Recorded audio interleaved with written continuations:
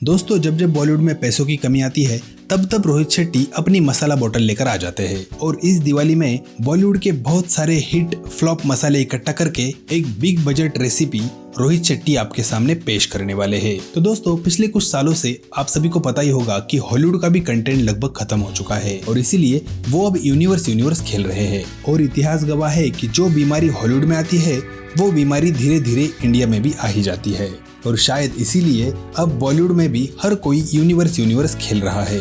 दोस्तों भले ही कंटेंट की कमी हो लेकिन हॉलीवुड का यूनिवर्स थोड़ा सा लॉजिकल होता है पर बॉलीवुड का यूनिवर्स सिर्फ और सिर्फ स्टार पावर के भरोसे चलता है। फिल्मों में आखिर क्या हो रहा है इसका कोई भी एक्सप्लेनेशन आपको कभी भी नहीं मिलेगा। बस आपको इस बात से खुश होना है कि कुछ तो हो रहा है और बजट बहुत खर्चा किया गया है। तो खैर मैं सीधा मुद्दे पर आता हूँ।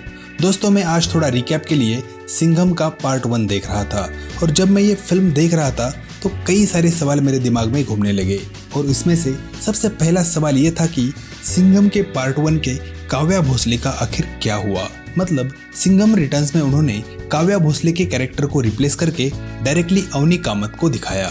सिंघम 1 में इतनी मेहनत से बाजीराव सिंघम ने काव्या को गुंडों से बचाया था, बाद में पटाया था और इतने सच्चे प्यार का आगे क्या हुआ? क्या उनका कोई ब्रेकअप हुआ या फिर शादी होकर तलाक हो गया? पार्ट 2 में कोई एक्सप्लेनेशन नहीं है।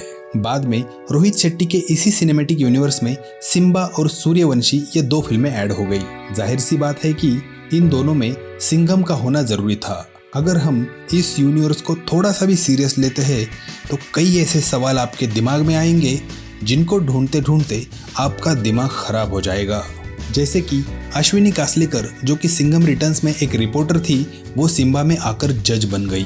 अब इस बात को रोहित शेट्टी कैसे एक्सप्लेन करेंगे? क्या वो दोनों जुड़वा बहनें थी? चलो और एक बात बताता हूँ। अशोक समर्थ का कैरेक्टर सिंघम 1 में बहुत ज्यादा पॉपुलर हुआ था लेकिन दोस्तों वही अशोक समर्थ सिम्बा में वकील बन गए। ऐसा क्यों हुआ?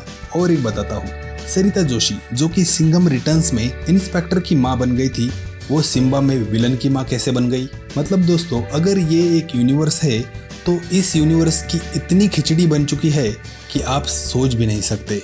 और अब इतना सारा रायता पहले से ही फैला हुआ है कि अब सुनने में आ रहा है कि इस यूनिवर्स में चुलबुल पांडे की भी एंट्री होने वाली है। अगर ऐसा हुआ तो तू समझा? हाँ नहीं तू समझा नहीं। चुलबुल पांडे यानी दबंग रोहित शेट्टी के यूनिवर्स का हिस्सा बन जाते हैं तो मुझे लगता है कि ये यूनिवर्स दुनिया का सबसे कॉम्प्लिकेटेड यूनिवर्स बन जाएगा। मतलब थोड़ा सोच के देखो, प्रकाश राज को सिंघम 1 में सिंघम ने मारा था लेकिन दबंग 2 में सलमान खान ने मारा था। सोनू सूद को दबंग 1 में ऑलरेडी मार दिया था, फिर सिम्बा में वो फिर से विलन थे।